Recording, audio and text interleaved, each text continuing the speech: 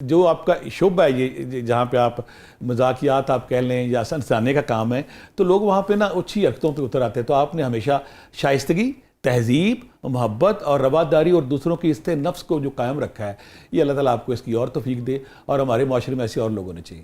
جزاک اللہ عبداللہ بھائی. میرے لیے اتنا بڑا کومنٹ ہے آپ کا یہ کہنا، اور آپ کا یہ کیونکہ آپ صاحب نظر ہیں، اہل نظر ہیں، اور آپ کا عالم تو یہ ہے کہ حسن بھائی جیسے شخصیت نے جو کہ ٹیکنالوجی اور سائنس کے صرف دلدادہ ہیں، انہوں نے بھی آپ کے بارے میں لکھا، اور مجھے یاد ہے اس کا مفہوم یہ تھا حسن بھائی کی تحریر کا کہ یہ بڑا خطرناک آدمی ہے. آپ کے بارے میں لکھا ہے نا، یہ ڈینجرس آدمی ہے، اور جو چیزیں صرف میرے اور خدا کے درمیان تھی وہ بھی اس کو یعنی کہ پتہ ہے. اچھی یہاں پہ یہ سوال ضرور کر سکتے ہیں. بہت سارے لوگ یہاں یہ کہتے ہیں کہ یہ کشف ہے یا اندر جھانکنے کی صلاحیت ہے یا مستقبل بینی ہے.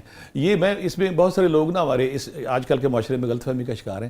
پہلی بات تو یہ کشف اور یہ صلاحیت صرف اللہ کے پاس ہے، اور اللہ علم غیب سارے اللہ کے پاس ہے. لیکن جس طرح اللہ کے نبی نے فرمایا تھا کہ نبوت کا 46واں حصہ خواب ہے، اور خواب سچے کسی وقت بھی آ سکتے ہیں.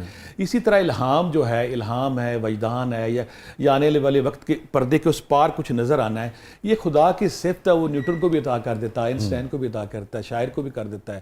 شاعر جو شاعری کرتا ہے اسی کیفیت کے تحت ہے نا. تو یہ جو صلاحیت ہے، یہ میں پھر کہوں گا کہ کچھ لوگ غلط فہمی کا شکار ہوتے ہیں کہ یہ کوئی انسان میں صلاحیت نہیں ہے. میں مانتا ہوں یہ نہیں ہے، لیکن رب جب کسی پہ عطا کرے، رب جب کسی پہ مہربان ہو تو یہ آ جاتی ہے. اور کچھ لمحے مجھ فقیر پہ، مجھ گناہ گار، مجھ سٹوڈنٹس پہ بھی ایسے ضرور آئے کہ جب مجھے بعض کا پتہ چلتا ہے یہ ایسے ہے. لیکن یہاں میں بات پھر کلیئر کرتا ہوں، یہ صرف اور صرف خدائی صفت ہے. لیکن بعض اوقات کوئی چھنٹا اللہ ڈال دیتا ہے تو مستقبل کے پردے کے اس پار یا کسی انسان کے اندر جھانکنے کی صلاحیت پیدا ہوتی ہے. یہ صرف اور صرف خدا کی عطا ہوتی ہے، جو جب بعض اوقات یہ کھڑکی کھل بھی جاتی ہے، بعض اوقات بند بھی ہو جاتی ہے. مگر یہ جو ماضی میں ہو چکا وہ کسی شخص کو بتا دینا بالکل مینون، یہ ایک بالکل ہی حیرت انگیز ایک وہ ہے. دس دیں یہ ویورنو کہ میرا اور آپ کا تعلق جو ہے یہ آپ کا بہت بڑا پن ہے کہ آپ نے الفاظ کہے. میں کیا آپ کو شامل کروں گا، میرے لیے بہت ہی فخر ہے. ہم جگہ جگہ کہتے پھرتے ہیں کہ عبداللہ بھائی جو ہے وہ ہم نے اپنے بھائیوں کی طرح عزیز رکھتے ہیں. تو ہمارے لیے فخر ہے کہ آپ اس وقت کہ آپ بات کر رہے تھے، میں نے ٹوکنا مناسب نہیں سمجھا، تو یہ ہمارے فخر میں سے ہے کہ آپ نے ہمیشہ شفقت فرمائی ہے. اور مگر یہ بتا دیجئے کہ آج 15-18 سال کے تعلق میں نے کبھی آپ سے ماضی آج تک آپ میرے وہاں دوست ہیں.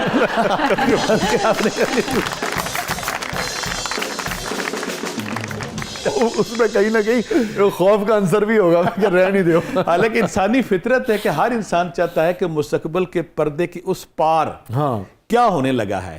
تو عطا اللہ کاظمی صاحب نے جب کالم لکھا تو یہی لکھا تھا دیوار کے اس پار کیا ہے. وہ یہی حیران ہوئے تھے. اور میں اس پہ اپنی ستائش نہیں کروں گا کہ میں اپنی مدد سرائی کروں گا، نیٹ پہ کالم پڑھا وہ لوگ پڑھ بھی سکتے. تو انہوں نے یہی کہا تھا کہ اس بندے نے مجھے حیران کر دیا، ششدر کر دیا کہ یہ کیا ہے. تو میں تو پہلی دفعہ ملا، میں تو اینٹی تصوف ہوں، اینٹی روحانیت ہوں، اینٹی بابا ہوں. لیکن جب ذکر بات شات چلی ان کے ساتھ، اور آپ کے لیے آپ کے نالج کی، لیکن جب میں ان سے پہلی ملاقات میری ہوئی نا، تو انہوں نے ایک سائیکیٹرسٹ لاہور کے، میں نام نہیں لوں گا ان کو بٹھایا ہوا تھا اپنے پاس. لاہور کے بہت بڑے سائیکیٹرسٹ ہیں، ان کا نام ہے بڑا. تو ان کو بٹھایا ہوا تھا کہ مجھے اس بندے نے حیران کر دیا. تو مجھے یہ دیکھو یہ کیا نالج ہے، یہ کیا چیز ہے، یہ ساری چیزیں ہیں، یہ ماضی میں کیسے گھس گیا ہے، یا میرے اندر کیسے گھس گیا، یا آگے کیسے بات کر رہا ہے. تو اس نے، وہ سائیکیٹرسٹ نے جب بات ساری اس نے ہماری وہ ڈسکشن سنی، بات سنی، اس کے بعد وہ 2-3 دفعہ میرے استانے پہ بھی آئے، کہتے ہیں میں حیران ہوں، یہ میٹا فزکس، یہ روحانیت، یہ کیا چیز ہے. تو میں نے کہا تھا کہ آپ کی نالج کے لیے میں بتاتا ہوں کہ آپ ظاہری جسم پہ جاتے ہیں کہ ایک ہمارا ظاہری جسم ہے جس میں کھاتے پیتے سوتے ہماری مختلف حیثیات ہیں. ایک ہمارا باطنی جسم بھی ہے، ہمارے اندر بھی ایک جسم ہے جسے روح کا کہتے ہیں. کوئی بھی سالک، کوئی بھی مسافر، کوئی بھی طالب علم جب ذکر اذکار کرتا ہے، مجاہدہ کرتا ہے، مراقبہ جات کرتا ہے، تزکیہ نفس کرتا ہے، تزکیہ نفس کرنے کے بعد اپنے روحانی یونٹس جو ہمارے اندر، صوفیہ کرام لطائف ستہ کا نام لیتے ہیں کہ ہمارے اندر 7 لطائف ہے جو ورکنگ حالت میں آتے ہیں. روح کی تطہیر ہوتی چلی جاتی ہے، ان کی تطہیر. ہندو ان کو سپر شکتی کہتے ہیں، ہمارا لطیفہ زیر ناف جو ہے سب سے بڑی. تو روحانی لوگ، اسپرچول لوگ، اہل تصوف لوگ یہ کہتے ہیں کہ جب کوئی سالک، جب کوئی طالب علم ذکر اذکار کرتا ہے، مراقبہ جات کرتا ہے، تزکیہ نفس کرتا ہے، تزکیہ نفس کرنے کے بعد اپنے ان روحانی، اپنی روح کو کثافت سے لطافت میں ڈالتا ہے، تو اس کے اندر نور اور روشنی عام انسانوں کی نسبت بڑھ جاتی ہے. جب نور اور روشنی بڑھ جاتی ہے تو وہ جو بد یونٹس ہیں وہ آن ہونا شروع ہو جاتے ہیں، یا وہ جو پردے ہیں روح اور جسم کے درمیان، وہ پردے چھٹکنا شروع ہو جاتے ہیں. تو پھر اسے ہم یہ کہہ سکتے ہیں کہ کوئی بھی سالک، کوئی بھی طالب علم اسپرچولی جب ذکر اذکار کر کے، تزکیہ کر کے، مراقبہ جات کر کے، میڈیٹیشن کر کے ان یونٹس کو آن کرتا ہے، تو پھر کہیں نہ کہیں کائنات میں جو سپر کمپیوٹر ہر وقت انفارمیشن پھینک رہا ہے، اللہ کی ذات ہے. پہلی بات تو یہاں یہ کلیئر بات ہے کہ اس کائنات میں ایک خشک پتا بھی اللہ کی مرضی کے بغیر نہیں ہل سکتا. اور سمندروں کے اندر پہاڑوں کے اندر غاریں, وہاں جو کیڑا اللہ اس سے بھی باخبر ہے. یہ پوری کائنات رب ذوالجلال کی اشارے پہ چل رہی ہے, کن فیکون کی چھڑی ہوئی چلتی ہے. لیکن اللہ کی ذات کیا کرتی, بعض اوقات انسانوں کو حیران کرنے کے لیے, شجدر کرنے کے لیے غیر معمولی انسان پیدا کرتی ہے. اس میں کسی کو سائنس دے دیتے ہیں, کسی کو آرٹ دے دیتے ہیں, کسی کو آواز دے دیتے ہیں, کسی کو کوئی ٹیلنٹ دیتے ہیں. مثلا ٹیلنٹ ایسا بے مثال ہوتا ہے کہ بندہ حیران ہی رہ جاتا ہے, حیران ہوتا ہے. یہ اللہ کی صفتوں کا اظہار ہے. بعض لوگ کرامات کا بڑا کرتے ہیں, کرامات نہیں ہے تو وہ کیسے بھول جاتے ہیں. صحابہ سورہ کہف میں واقعہ ہے کہ آج کل کرامات کا ذکر نہیں, تو 309 سال جو صحابہ کہف ہیں یہ غار میں سوئے رہے ہیں اور صبح شام پروٹے بھی لیتے رہے ہیں. اور پھر دوسری بات جب آصف بن برخیہ وہ کہتے ہیں جی میں شام سے پہلے وہ تخت لے آؤں گا, تو آصف بن برخیہ کہتا ہے کہ میں آپ کی پلک جھپکنے سے پہلے وہ تخت یہاں ہوگا. تو وہ بھی نبی نہیں تھے, یعنی کہ وہ بھی ان کے امتی تھے یا ان کے وزیر تھے, اور وہ تخت آ جاتا ہے. ہمارا لب لباب گفتگو کا کہ رب ذوالجلال جب کسی انسان کو چاہے کوئی بھی طاقت دے سکتا ہے, اور سوسائٹی معاشرے کو ششدر کرنے کے لیے, حیران رہنے کے لیے, اپنی تخلیق کا عظیم و شان مظاہرہ دکھانے کے لیے وہ کسی انسان پہ جب کرم کرتا ہے تو پھر ایسی چیزیں ہوتی ہیں. ہاں یہ سچ ہے کہ جو کشف ہے یہ ساری چیزیں جو ہے یہ رب کے پاس ہے, لیکن رب جب کسی پہ چاہے 2-4 چنٹے اس پہ مار دیتا ہے. یہ فرمائیے کہ 2-3 طرح کے لوگ ہمارے ہاں پائے جاتے ہیں. ایک وہ ہیں جو میٹا فزکس کو, روحانیت کو, غیر مرئی چیزوں کو, تصوف کو, اس کے مختلف شیڈز ہیں نا. کچھ مذہبی ہیں, کچھ کا تعلق مذہب سے نہیں ہے مگر روحانیت سے تو ہے نا, الگ الگ ہے نا. ایک مذہبی روحانیت ہے, ایک مذہب سے ہٹ کے بھی ایک روحانیت ہے, ایک میٹا فزکس ہے, غیر مرئی چیز ہے, ایک سسٹم پیرلل چل رہا ہے. اور کچھ ان کو مانتے ہیں بہت ہی شد و مت سے اور انہی کو مانتے ہیں صرف. کچھ جو ہیں وہ کہتے ہیں نہیں, کوئی بھی ایسی شے جس کو ہم ہاتھ لگا کے چھو کے دیکھ نہیں سکتے, جس کو ہم نظر سے جو ریفلیکٹ ہو کے کوئی منظر نہیں بناتی, اگر ہمیں کچھ بھی کہا جائے ہم اسے ماننے کو تیار نہیں ہوں گے.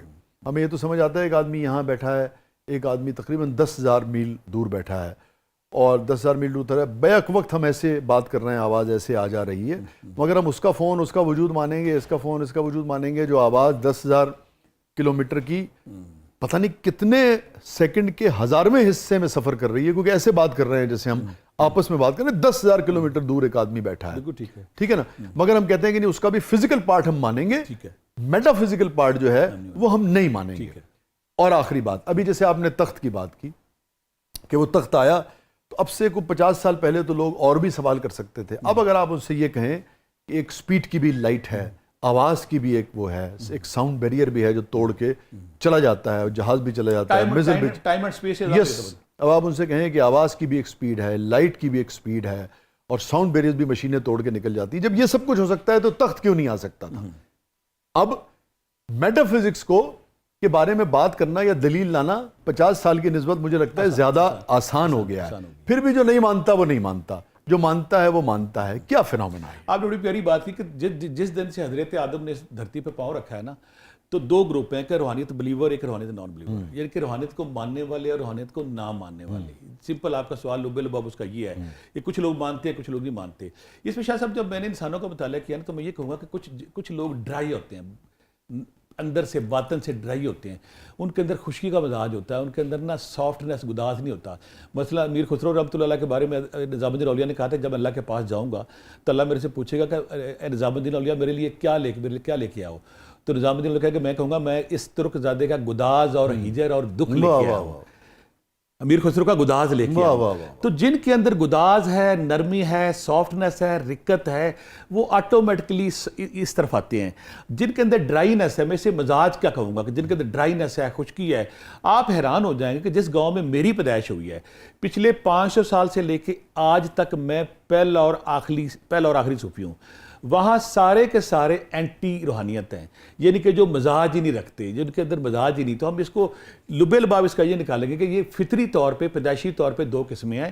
ایک سافٹنس ہے, گداز والی ہے, نرمی ہے, جو نا آٹومیٹکلی اس طرف جاتی ہیں. جو کچھ دوسری طرف جو خشکی والے ایلیمنٹ ہیں وہ آٹومیٹکلی نہ رد کی طرف, انکار کی طرف نہیں ہے. کاؤنٹر پیٹمور نے بڑی خوبصورت بات کی, گورا ہے, اس نے کہا کہ تصوف کی بات اس شخص کو نہیں سمجھائی جا سکتی جو اس پروسیس سے نہیں گزرا. اس کی مثال ایسے ہے, اگر کسی نے بنفشے کا پھول نہیں سونگا تو وہ کیسے بتائے گا اس کی خوشبو کیسی ہے؟ اسی طرح میں یہ جو روحانیت ہے، تصوف ہے، سلوک ہے، فکر ہے، درویشی ہے، یہ مشاہدات اور کیفیات کا نام ہے، یہ باطن کا نام ہے، اندر کا نام ہے۔ جب کوئی سالک، جب کوئی طالب علم ذکر اذکار کرتا ہے، تسبیحات کرتا ہے، حبس دم کرتا ہے، مراقبہ جہاد کرتا ہے، تو اس کے باطن کے اندر وہ ہارمونز پیدا ہوتے ہیں، وہ کیمیکل پیدا ہوتے ہیں جو پلیئر کی طرف جاتے ہیں، جو خوشی کی طرف جاتے ہیں۔ یہ تو سارے لوگ مارتے ہیں جی، میلاٹونن جو ہے وہ نیند کا ہے، ڈوپامین نو مان لیں گے، ڈوپامین نو مان لیں گے، کورٹیسول کو مان لیں گے۔ تو اسی طرح کیا وجہ ہے کہ جو لوگ تصوف میں آتے ہیں، روحانیت میں آتے ہیں، وہ ڈپریشن کے پیشنٹ ٹھیک ہو جاتے ہیں، جو پاگل پن میں جا رہے ہو ٹھیک ہو جاتے ہیں؟ اس کی وجہ یہ کہ ہمارے باطن کے اندر جو مختلف انزائم ہیں ان کا بیلنس بری طرح خراب ہو گیا۔ میرے پاس ہزاروں ایسے لوگ آ چکے ہیں جو پاگل پن سے نارمل ہوئے ہیں، جو ڈپریشن سے ٹھیک ہوئے ہیں،